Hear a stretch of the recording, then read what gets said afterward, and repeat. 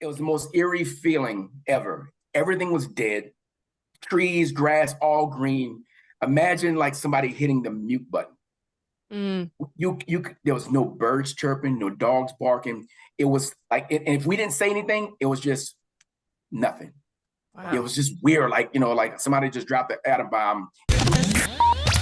Hey, welcome back to the podcast. Today we have the privilege of talking with Kelvin Gohard Richard, and we're so excited to have you. Thanks for being with us today. Thanks for having me. Appreciate you guys. Awesome. We are super excited to hear your story and just kind of how you got to where you are. But for people who don't know you and don't know what you do, why don't you give us a little bit of like an update on like what life looks like, what you do now, and then I want to hear how you got there. But let's start with where you are. Yeah. So once again, Calvin Gohard Richard. I reside in Marble Falls, Texas, by way of New Orleans, born and raised in New Orleans, but been out here 17 years because Hurricane Katrina was nice enough to send us away from New Orleans. But all part of God's design, God's plan. And so here we are. I own a teen personal training fitness studio here in Marble Falls. It is faith-based. We open and close in prayer. Been doing that for the last 15 years. So kind of been a pastor to thousands in this community through that business itself. Christian music is playing. Folks have come to come to the faith. Folks have grown in their faith, all kind of different things. So, it's been amazing for that itself. And I also run a company called Lionheart, which was birthed out of pain. But I've been doing that actually since 2020. It was actually funny. I'm wearing a shirt here, More Than Conquerors Men's Challenge is what I did. That kind of led into to that business itself. So that's fully online, and that's working with Christian men entrepreneurs. And so, do that. Married, got 3 kids. My 25, 19, and my youngest son just went on his first day of his last year as a senior. He's 17-year-old, and so we're on the cusp of that empty nest phase, and that's kind of where we are right now. First of all, you are not old enough to have kids that old, so let's back that up. Really? Your kids are like 25, 19, and 17? Yes. Good black don't crack. Just saying. I used to say black don't crack, but I've seen some cracked up black. So, I know there's a little bit of grays in here or whatever, but I am 47. My wife is 47 as well. And yes, we are old enough to have those kids, but those ages and whatnot. So we have one left at the house now. Oh, that's very, very cool. Well, I've heard awesome stuff about, everything that you do. But I'm curious. All right. Like, okay, did you like know all along you're going to be an entrepreneur, you're going to own a gym, you're going to do online stuff, or like, how did you even get in the world? What did life start like? Yeah. How'd you end up? It's funny. I look back on traces of things that go back, but when you look back at it, my dad was kind of a street hustler. But he sold cocaine and marijuana out of our house. So I did see, greenhouse in the attic, trees in the backyard, and things of that sort. So I did see some industrial entrepreneurship on the side, but no one I didn't know anybody with a legit entrepreneurial business. My grandfather actually had a mason bricklayer business in New Orleans. Very good business. He passed when I was 3 years old, so I didn't get a chance. That all dissolved from that point on. But I look back on a few things in high school. We had this vocabulary review that was like 66 words that we had to learn for the definitions, and I was just stubborn. There was too many words for me to learn at one time. I would learn them, and for the small ones, but it's the unit review with all the words. And I just didn't want to do that. So I made cheat sheets.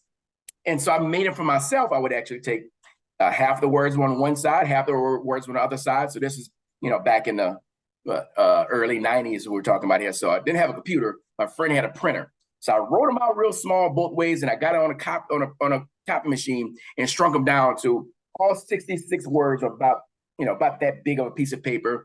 And I said, well, I shouldn't be the only one that benefits from this. So I started selling them at school too. So I think it was like $5 or $10, whatever it was. So I sold cheat sheets in high school. Not proud solving of it, problems even at a young age. I mean, people have problems, other lazy folks. But the crazy thing is, the time it took me to actually write them all out, I wrote them. And then I gave tutorials. If we had, I would have a whole course on Udemy back, and if it was today's, so I showed how to take it and store it in your sweater, because we went to Catholic high school, and you had a sweater that you folded over in a cuff. So I showed how to put it in a cuff there, and we wore ties. Here's another place to hide it, and you also can hide it. So I even showed how to utilize the cheat sheets. Just so you know, I'd have bought them cheat sheets, because vocabulary words are not my jam. Like, nah, I'm good. Just. Yeah, how much? $5? It's like, $5, $10. I can't remember. It was probably $5. Either one was worth it. I'd have hustled something and got that for sure. He solved the problem, and then he actually taught people how to use the problem he solved. I mean, if that's not a good entrepreneur, I don't know what is. Well, I would say the only thing there was probably missing is he didn't upsell the how to use, right?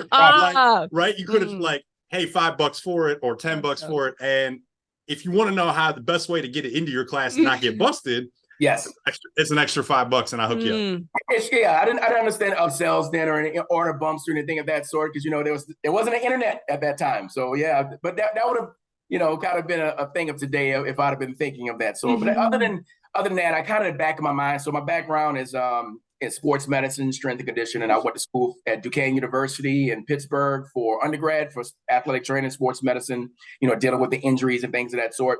And when I went there, started getting into the strength and conditioning side of things, because I started working out myself. I had this affinity for the strength side of things. And so when I got to grad school, I got a master's degree in sports medicine, and I got certified as a strength and conditioning coach. So in that realm, then moving back to New Orleans, I wound up being the assistant athletic trainer and head strength and conditioning coach at University of New Orleans. Oh, wow. So I've been around Division I athletes, professional athletes for years. And I kind of had it back in my mind, maybe open up a studio, have a training facility to train athletes, because that's what I was doing. But that never really came into fruition there. And so I was back in New Orleans, and, for only 4 seasons, and got really good at strength and conditioning. One thing, if you understand, in college athletics, there's the athletic trainer, the medical staff, and then there's a strength and conditioning coach, and they usually butt heads. And so since I'm not schizophrenic, I have multiple personalities, I was pretty good at doing both.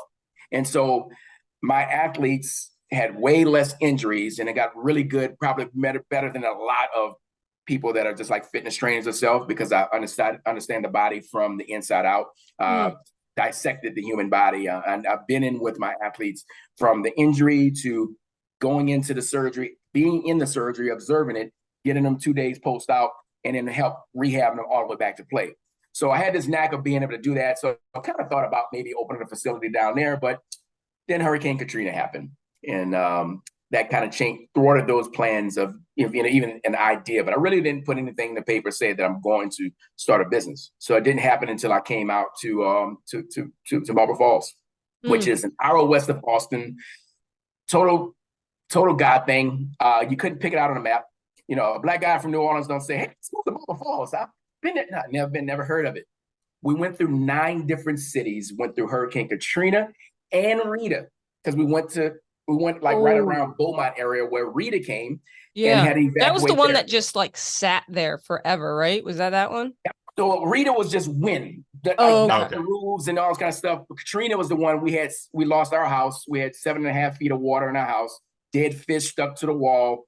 All of our wedding photos, we literally don't have any wedding photos. I think I was there though. I think I remember being there. But yeah, so it's kind of the thing. I wish you had my photos. If anything, when people ask, if it's something that you lost, not just my wedding photos, but even a photo album for me when I was a kid, I had a lot of those pictures and whatnot. So, we lost that stuff, but that brought us out. So you lost your entire house. Did you have kids at that time too?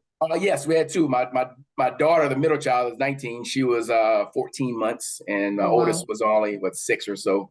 So you evacuated then, and then came back to nothing. Yeah, we evacuated, left my wife's car, thank God, because we had a high interest payment on that one. So that was insurance. Yeah. So we came back to nothing. It was crazy because, it was the most eerie feeling ever. Everything was dead, trees, grass, all green. Imagine somebody hitting the mute button.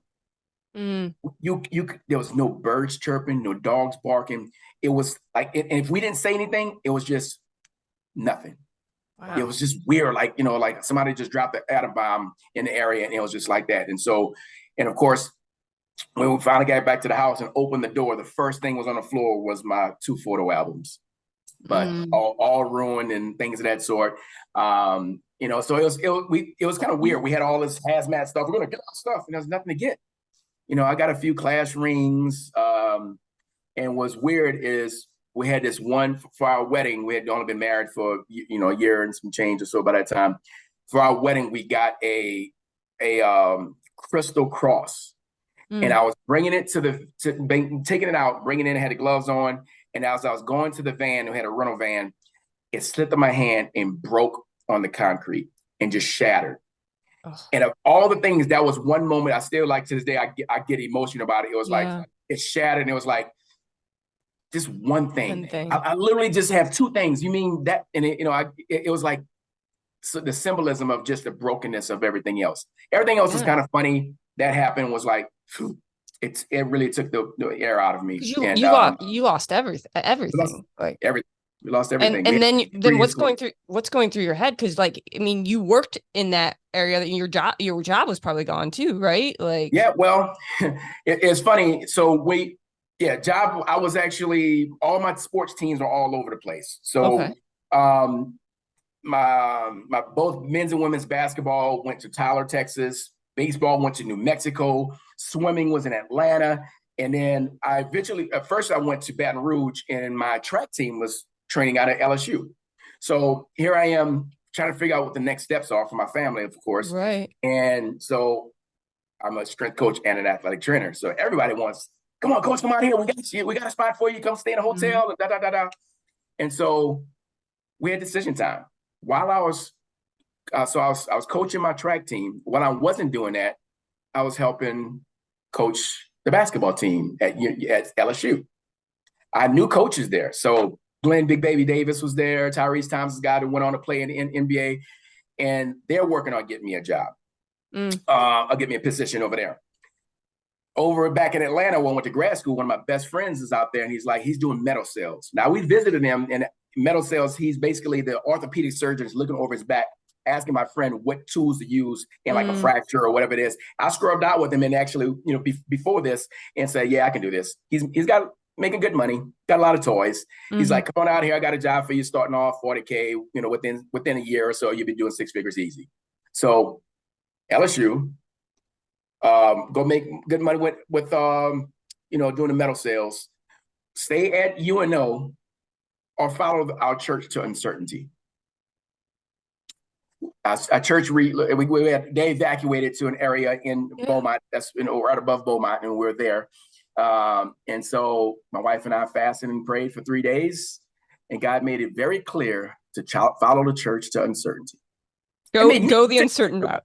No sense whatsoever. I gotta provide for my family. This is like going into the never ever land. I have no idea what this is gonna be. And it's nonsensical. What are we doing, God? Nonsensical. None at all. It ain't no sense. I don't see no burning bush. I don't see no pillars. I don't see nothing. But this is what we're doing. And we went through 9 different cities to end up in Marble Falls. And your church went through 9 different cities too. Yes. Not only did you fall into uncertainty, you followed them through 9 cities of uncertainty. About 200 people, 41 car caravan driving through Texas, 9 different cities. And Marble Falls had a brand new apartment complex that had enough room for all of us to go there. Can I just say, before I ask more questions about that, because that's just crazy, I have to say it must be a very special church, because churches don't do that. They don't do that. Like, people don't have that kind of community. Like, that's unheard of. Well, it was it's a special church, but there's another side of it. But it was one of those things where we had to evacuate, and we're looking at this one place. There's a church retreat center where most people come into New Orleans for Mardi Gras. We were looking at this place to go and have a retreat, church retreat. So when we had this mandatory evacuation for Katrina, it was like, hey, you got any space? We got to get out of here. So we just we used to evacuating or just hunker down for a few days and then go right back to work. We just thought we was going to have a little vacation. So, we went to my sister's house in Baton Rouge. with 3 days of closed. Now, the last time we went to Baton Rouge, my sister and brother-in-law made fun of us because we had all these bags for us four. Like, how long y'all staying for, a month? So this time we're gonna show them. Us four had all stuff in one bag, one pair of shoes, 4 people stuff, the least amount of clothes ever taken for Katrina. So yeah, wow. we had less, we had more nothing than any time ever to go there. So this is why the church is all in this area called Lumberton, right above Beaumont. So realize can't go back to New Orleans. Rita hits that area. We think we're going to get settled there. We're about to get our kids in school. We actually got our kids in school there, my oldest son, I should say. And then Rita came, had to evacuate. We couldn't go back there because the building that we're in was the most stable building in the area, and all the emergency workers of the area were living and staying in there. So we couldn't go back there. And so that's where this is where we get to hotels and this and that and blah, blah, blah, and ended up. How long were you how long were you living in this uncertainty? About 6 weeks. Okay. So just like boom, boom, boom. Yep. Well, 2 things real quick. At least it wasn't 40 years in the desert. I'm gonna say that. But I do have a question. Did y'all get to like walk across the river on dry land ever? Because that's what it like when you talk, like you went to 9 different places. I'm sorry, my brain goes, man, he had a Moses trip going on. That's wild.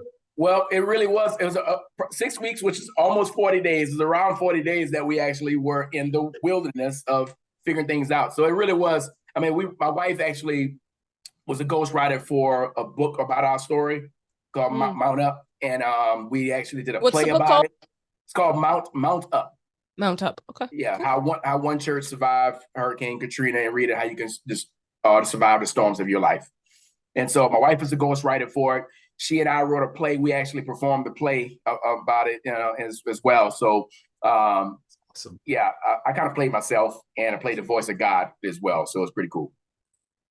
He goes, I am God, you know. You know what's funny? I tell people about that. When the other character was Marcus, it was kind of like just being me. Mm-hmm. But the voice of God, it was in the background. And, so you didn't see, of course, I was in the background, and I had to assume the posture of God. Like, what would that be like? And I couldn't do it sitting down. I had to stand, and I had to, just feel like, what is the most amazing power that has to come before me? And I just had to get into this state that how would God speak? And then my voice would start to change, and my voice became very deep, and be still and know that I am God. And so my voice, everything I had to like embody what is this God-like voice would sound like. It's pretty cool to actually go through that. That's cool. So you guys landed then in the town that you're in now. Yeah. The church too. Did the church stay there? And are you still involved? Most people stayed there. The church kind of evolved into being very cult-like. Gotcha. So we're no longer there. We haven't been there in probably about 8 or 9 years. Gotcha. As you said, the Moses thing, I think the pastor kind of started feeling like he is this Moses and I'm lording over. And, we went through that was a hard thing because we're members there 12 years. My wife and I are ministers there. We were heavily involved. And it's one of those kind of situations where when God was leading us out, they didn't really agree with it. And so they all cut us off. So you're in a small town where there's still a lot of your friends are part of the town, but now you don't belong in the group. And so now you're ostracized or were. Yeah. Ostracized, even the fact that we've developed a whole subdivision and built our dream house on this property. And once we left, people were telling their kids not to play with my kids. And so you lived in a community with everybody too. Even worse. Do you still live there or did you move? No, we had to sell our house. It was very difficult. Like I tell people to this day, it's like, I don't know what a divorce feels like, but we divorced the whole community that for 12 years. So we had to sell our house, lost out on that, and go into a house that was smaller, had less things because we had to rent. So it really did take a toll on my health, my mental health, emotional health. It was just a horrible journey, but we're in a very healthy ministry now. Actually on staff as a wellness and recreations pastor. That's awesome. It was Deacon, my wife is on a worship team. So it's like a very healthy, thriving church in this area. So we're blessed. But I had to go through that. And I'm in a position because of my own healing, I had to go through a whole bunch of reading and understanding about spiritual abuse and understand those dynamics. So what I realized, abuse across the board is about the same, whether it's physical, whether it's alcohol, whether it's verbal. Abuse is across the board is about the same. But I'm in a position that I've been able to help a lot of folks to come out of various cult-like or controlling churches and things. So I've been able to help walk people through those kind of things. Even folks that used to go to that church who came out, it's like, I know you feel crazy. You feel like I got you. So I can write a book or run a whole course of people of healing coming from that kind of church hurt thing. That's so cool though, that you went through church hurt and then didn't just say, oh, then God's part of that. You recognize the human part of that, and you said, this is not God. I'm going to continue to chase God and heal, like help people and like follow God. Like that's just so cool, because so many people just throw the baby out with the bathwater. And I've seen folks walk away from the faith, from those kind of scenarios. One of my best friends, actually, one of the most gifted preachers you've ever seen, he literally is no longer walking in the faith, from that situation. And so I think part of it, even in any form of abuse, there is some ownership that we have to take. Yes. Not that you did it, but things that you allowed. So I can remember reading my scripture and going, man, I must be reading this wrong because Pastor said, read again. No, man, I can't be reading this wrong because no, fool, Pastor lying. The word is the word. I can't take it for face value. I grew up Catholic, so all I knew was what was told to me.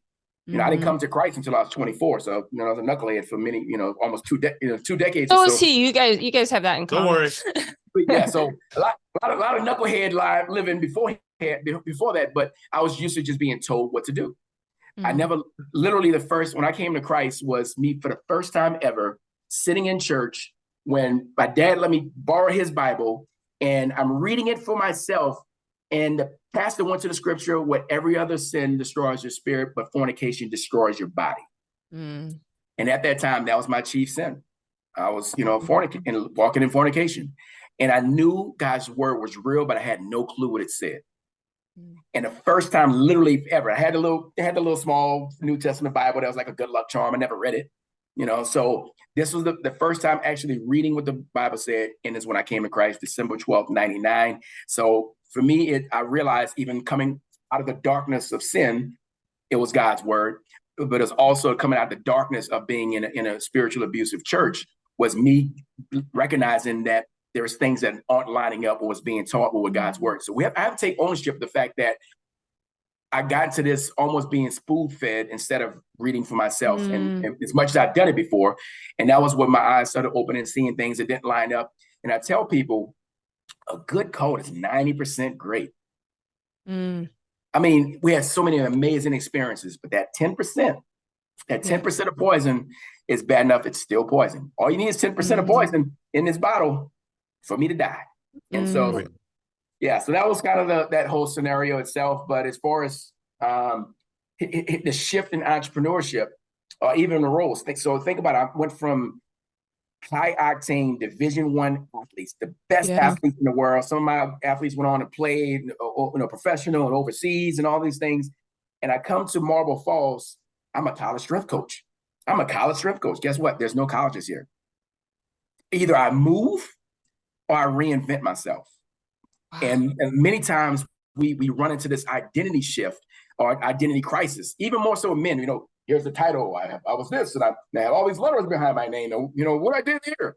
And so I had to shift because I had to take a job at a retirement resort. So I go from a high octane volleyball player to Mima, who's 65 and got grandbabies and this and that.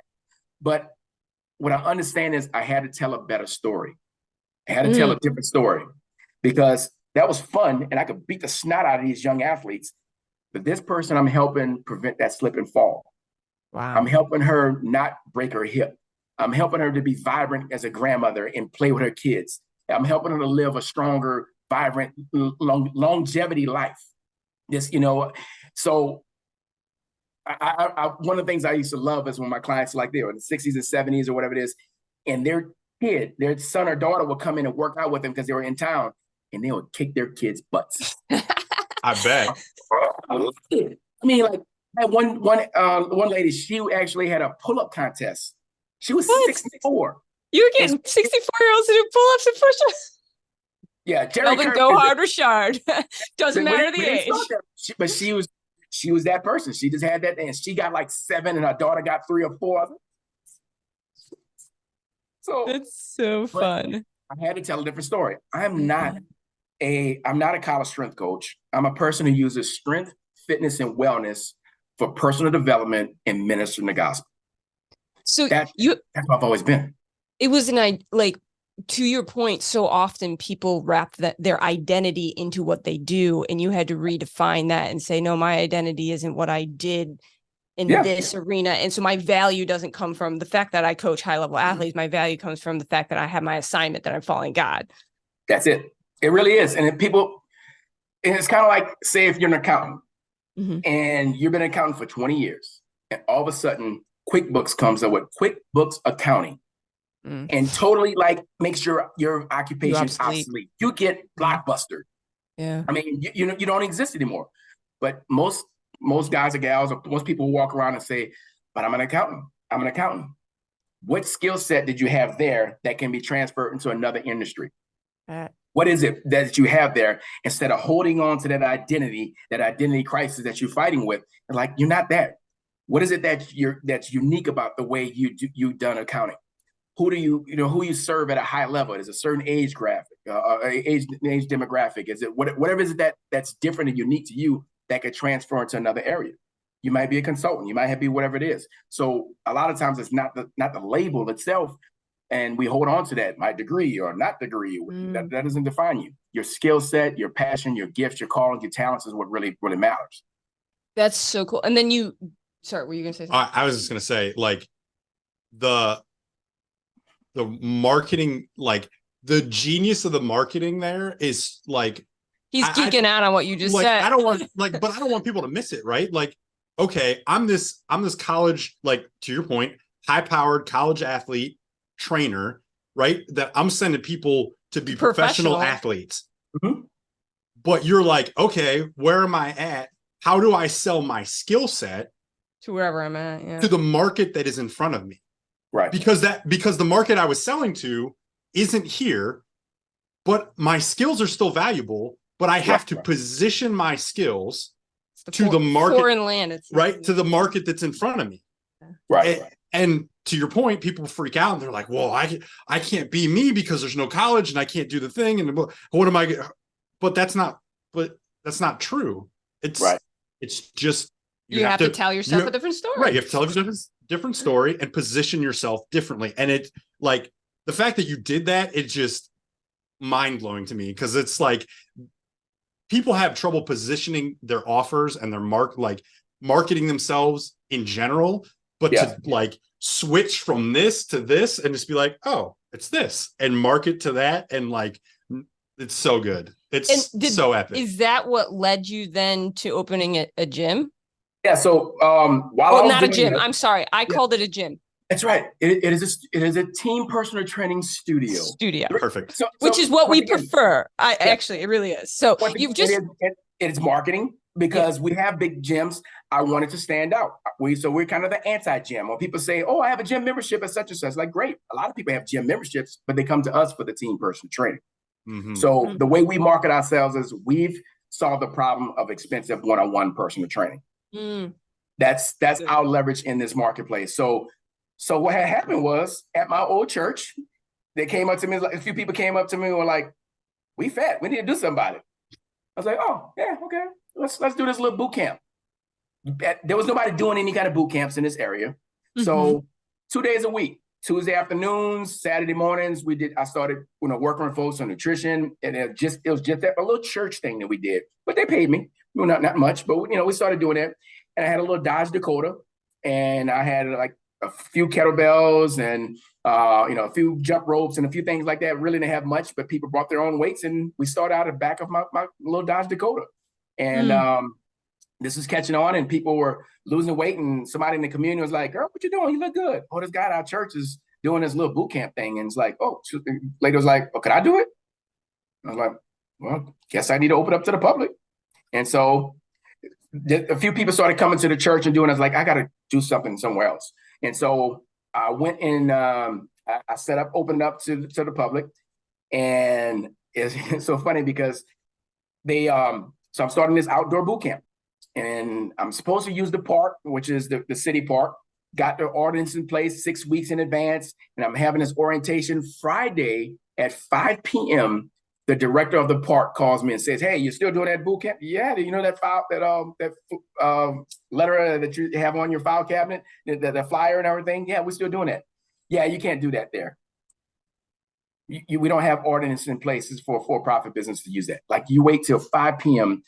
before I'm starting on Monday and have an orientation tomorrow morning, and you tell me this. It was kind of shady. I think it was done, intentionally, unfortunately.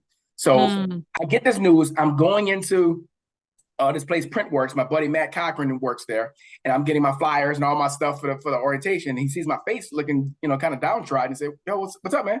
It's like, man, this joker told me I can't use the park, and I'm supposed to start this boot camp next week. I don't know. I have no idea where I'm going to go. And so he said, let me make a call. We have this pavilion. So this church had a split. There were some people wanted to stay nostalgic at the old place, and they were buying a new property to move to. Some didn't want to go. Some did. Split the church.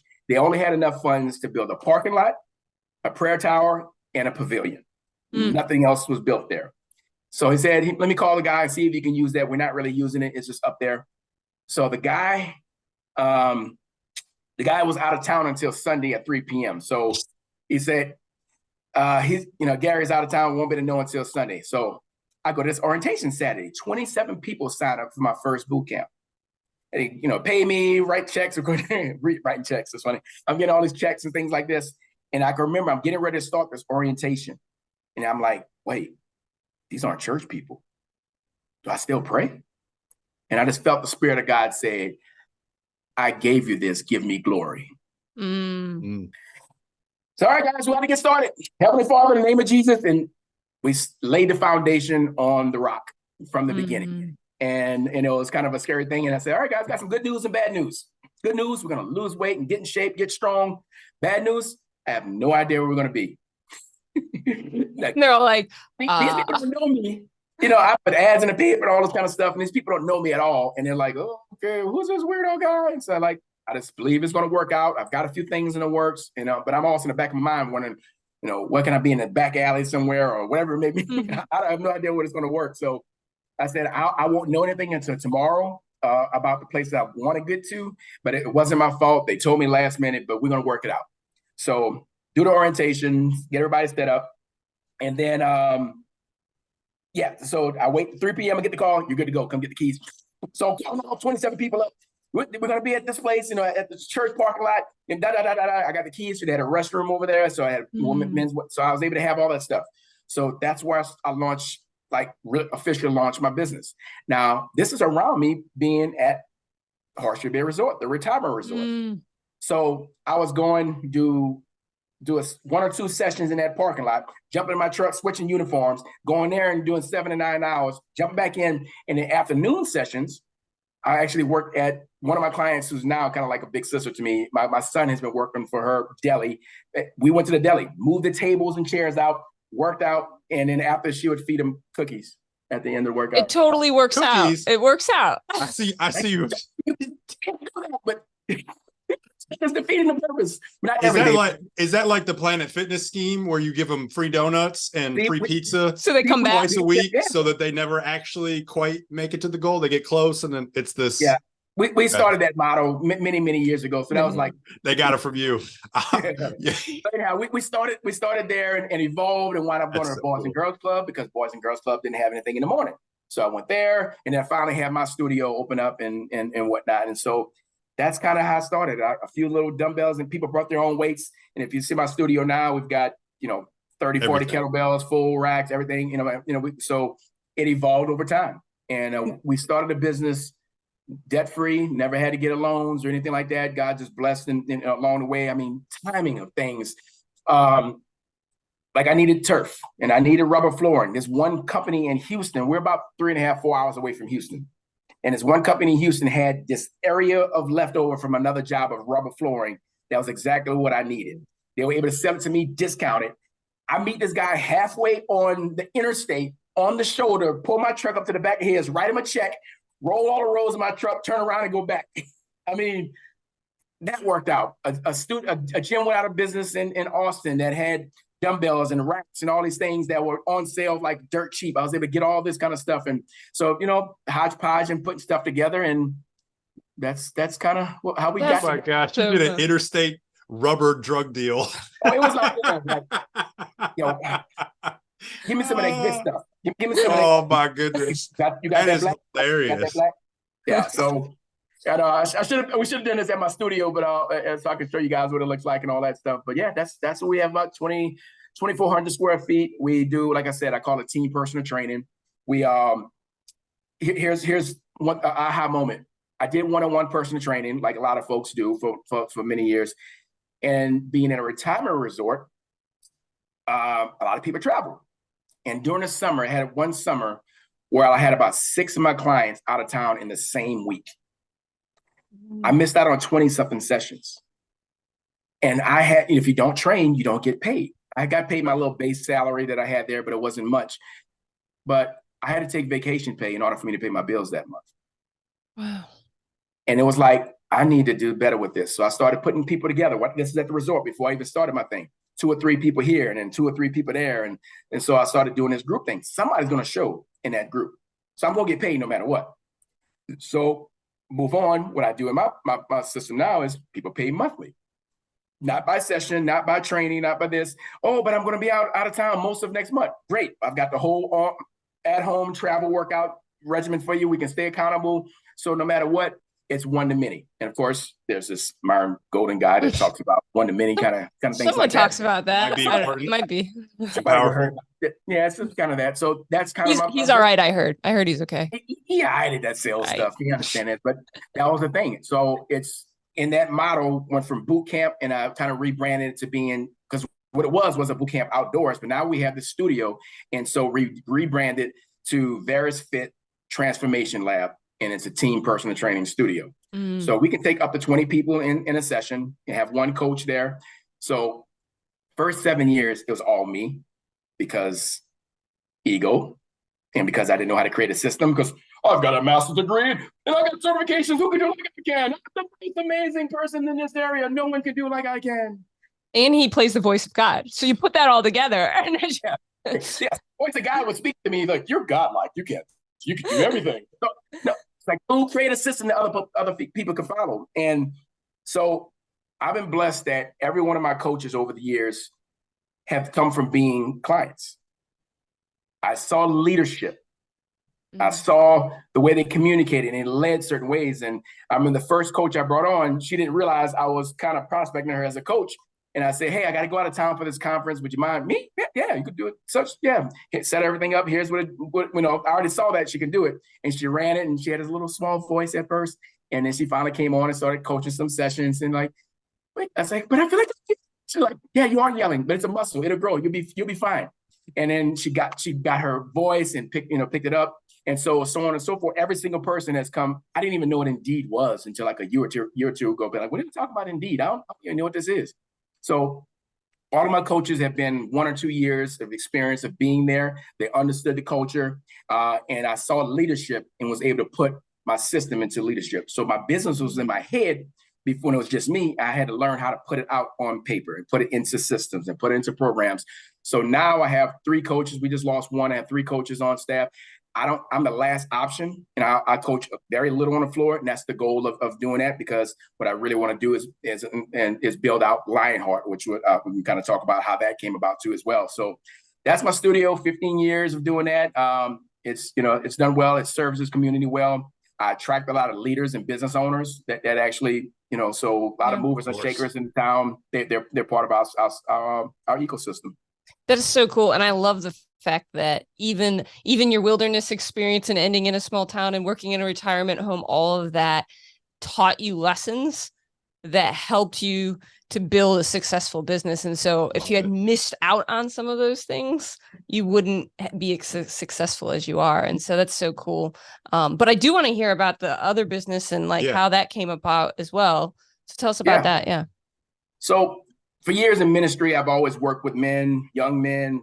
My wife and I started the young adult ministry at our old church. So there was a calling for me to work specifically with guys. And I done these little programs that are co-ed. I did like Little Black Dress for women. Definitely for women. I'm still old school. So we had a Little Black Dress. Get into that Little Black Dress 6-week program. We did that for a few years, but I said, I'm gonna do something just for the guys. And I did a 6-week More Than Conquerors Men's Challenge. Like I said, I just didn't realize I wore the shirt here. And so it was 6-week challenge where guys would help them get in shape, get stronger.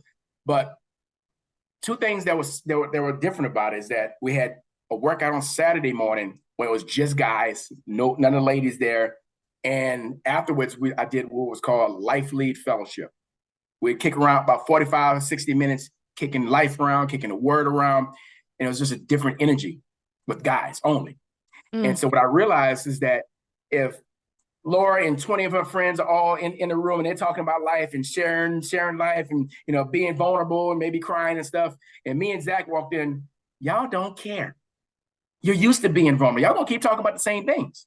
But if me and Zach and a bunch of our bros are kicking around and one guy's, crying because he's getting emotional about it, and one guy's talking about not being a good father, and Laura walks in, conversation changes.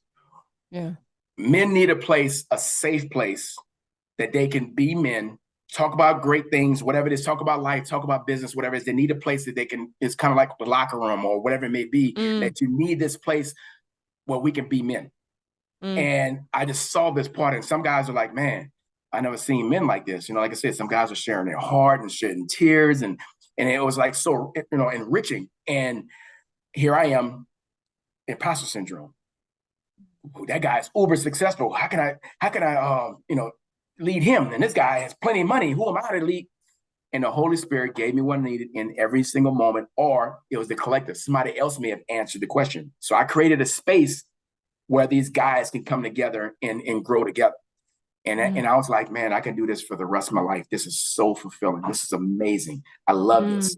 At the end of the 6 weeks, I'm all excited about what's going to come next, that I did absolutely nothing. That was 2018, nothing. I got my own way. Fast forward, 2019, did another More Than Conquerors Men's Challenge. Same thing. Awesome guys coming together and getting strong, getting healthy. And at the end of that 6 weeks, nothing. I should have had some offer. I wish I had somebody who could teach me about making offers at the time. I'll see if I can think of anyone. We'll see what they think. But at the time, I didn't know anybody how to make any offers or anything. So anyhow, let it die. So fast forward to 2020, COVID times or whatever. When I started my business, like most people, they're practitioners. I knew how to coach, but I didn't know how to run a business. And one of my clients, I coached him and his wife. He owned like the most successful restaurant in Marble Falls. And I said, I don't know how to run business. He took me under his wing. He became my mentor and showed me how to run business. I probably wouldn't have been in business if it wasn't for his mentorship and his leadership. So 2017, he gets a Parkinson's diagnosis. And with most people, especially guys, when something is affecting our body and our health, it affects our identity as well. And so fighting this, doing this best he can, he's still working out, even during COVID when we're doing all the video stuff, he was on video and doing all the workouts and all these kind of things.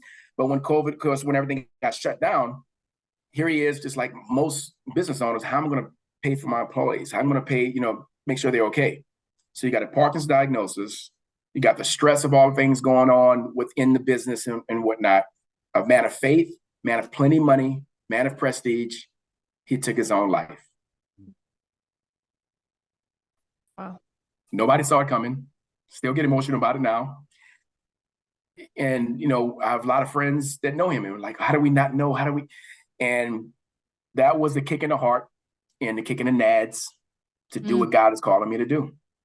And I knew that I had the capacity. I'm a mindset coach as well. I had a certificate. So this has always been my thing of working on, mental health, emotional resilience, things of that sort. But you feel like I could have helped. but he didn't have that conversation.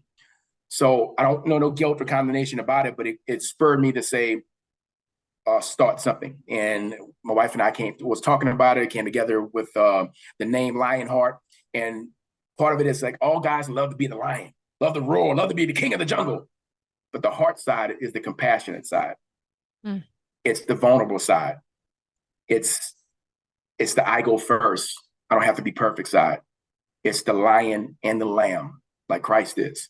It's the complete man, not just the king, the king warrior guy. It's also that side. And if you actually look at it, it's kind of shaped in the heart perfectly. Oh yeah, very nice. So that was birthed out of pain, and I literally launched it with 2 Facebook posts. I did a live, and I did, hey, I'm looking for 10 guys to be a part of this 12-week cohort, and 23 guys raised their hands, 15 joined up, and it was business owners. It was guys that, in the faith, things of that sort. And I took them through this program, and it was, I was like, this is what I want to do the most. Yeah, I want to be able to do this, speak on stage, talk to men, nurture these kind of communities and relationships in a collaborative coaching community. It's kind of what I call it, is the best way for men to grow together, not just one-on-one per se, but having these things inside the community. So that's what I launched Lionheart back then. And I've got a free group that I have guys in, but I also like I said, I have guys that I coach with that. And so that's something I want to grow and move into the most, and be able to work on my studio from the outside or above it, or and not as much in it. I have people in place for that. And so right now that's the part of growing Lionheart, working with guys. I've worked with guys from, man, I just really need to have a better relationship with my son, to I've been chewing on the barrel of my gun for the last 48 hours. From anywhere between that, and have helped guys thrive from those kind of whatever situation scenarios. So I take all of the modern psychology and see what parts of it, most of it, if it's true and it works, it comes from God's word. And so I take it and run it through biblical principles. So I teach biblical principles, mixing it with modern psychology, because if it's true, it's true. It comes from God anyway. And so what I realized, like my coaching certification is not from Christians, but everything else, that makes sense because of this scripture. We want to start off with a vision and the core values. Yes, write a vision, make it plain. Looking forward, not from the back. So all these things just kind of lined up and everything. Like that. I read that somewhere in a book. Somewhere. You're like, that. And so that's kind of what where I'm at with things. And so from here, it's I want move more into the continue to grow both businesses and things that we need to do with that, as well as like I said, being able to speak on stages. I'm working on a book. Hopefully it'll be ready by my birthday in January. So it's Dare to Roar. Well, you better let us know, because I want to read said book, just so you know. Yeah. So that's so cool. Yeah. That's so cool. So the Lionheart thing, is that primarily online that you do that then? And you have people all over the country, or how does that go? Yes, that's all online. I'll be doing live events and things in person. At first I was kind of looking at, doing like a big major event kind of thing, but I think I want to keep it more of retreats. So more small, intimate conversations and things of that sort. So I'm looking to do one out in here in Texas, not far from here, and do retreats there with maybe 20, 30 guys or so that just dig into life and have 2-day retreats and small kind of intimate things like that. Maybe down the line, I'll do something like a major like stage kind of thing, and who knows. But yeah, that's the goal, is to bring some stuff and have some in person, maybe 2 or 3 times a year, having those kind of retreats. So the guys that are in the program will be able to come to that, and maybe even having some outside guys to come in and be involved into it as well. So, but it's all online right now, and that's the goal, is to have the first retreat in January. That's so cool. I love that you can just tell, just in everything that you do, that you're just there to serve people and to serve them to your highest capacity. I love that. And it's obviously success follows service, right? And so I love that. If people want to get involved or hear more or join one of your programs, like, where can they find you? How do they follow you? How do they get connected with you if they're like, I need what he's talking about? Yes. So I have a free group. I do 4-day challenges. I get you guys a link to that too as well. Yeah, for sure. We'll put in the description. Yeah, Sure. I've learned this challenge model from somewhere as well. So I'm going to do one at the end of the month. I do a 4-day because guys are busy. I'm like, I'm gonna save you one day. Let's get all done in 4. So, and I'm weird. I like the number 4. People do 3-day challenges, do 5-day challenges. I'm just weird, so I'll do 4 just to stand out and be something different. So I do those as well. I said if it works for you, then. Well, we do 4, do 2, do 8. 4 is a great number. It is a great number. It's a great number. Yeah, it works that way. So I have those. So I got one of those at the end of the month. I give you information there. But I have a free group on Facebook. If you look up Lionheart, I'll send you guys some links and stuff for that too as well. Yeah. But I'm on Instagram, Calvin Go Hard Richard, on Facebook as well. Facebook made me take the Go Hard out for some reason. I don't know, somebody reported me or whatever it is. Just Calvin Richard on there. The Clark Kent version is on there. Because literally, like I see people with the craziest middle names, but yet I can't do Go Hard now. They legit wanted me to show it on my driver's license. So that's where that's the only way we will know who you really are. We will in our heads put the Go Hard in there. Okay. That's so crazy. Yeah. Only in Facebook land could that be a problem. That's about right. I'm like, somebody has like John as good as it gets Williams, but I can't have Go. Oh yeah, it's ridiculous. I was like, why me? Somebody must have reported me. Some haters. I don't know. Yeah. Well, we'll be sure to put all that information in the description below. Go check Calvin Go Hard Richard out. I love what you're doing. We love what you're doing. And thank you so much for sharing your story and what you're doing and how you are serving and following your God-given assignment. It's beautiful to watch. And it was fun to listen to your journey and how you got there too. So thank you so much for sharing. Do you have any last minute words for everybody before we depart ways? Thank you guys for the opportunity to share with your community. Definitely love you guys. And, we finally got to meet in person, just a few months ago. Been doing business and stuff online and whatnot. But, there's a part of me that wants to write a book about being fearfully and weirdly made. Your uniqueness is what God wants to use. The thing, the tragedies, the traumas, the trials, all those things are part of your story that most people hide away from those things. Like, step into it fully. Even your flaws, whatever it is that's necessarily, like, the obstacle is the way. There's a book by Ryan Holiday. It talks about the obstacle is the way. Like, me being a little guy was what I needed to create the persona of being a larger than life individual. I walk into that. I walk into that greatness, is my own personal greatness. And that's what I want to be able to help, especially men with. Walk in the greatness. Don't get stuck at just being mediocre. Move from mediocre to mastery. All the things that God is calling you to do. I want to die with a life poured out.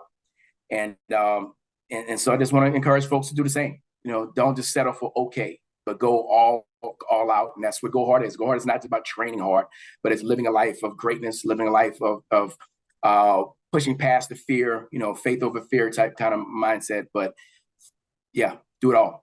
Go for it. Love it. So awesome. So good. Love it. Appreciate you. Well, if you guys enjoyed today's episode, make sure you check out this other video. We're sure that you'll love it. And we will see you all next time. Bye, everyone. Awesome.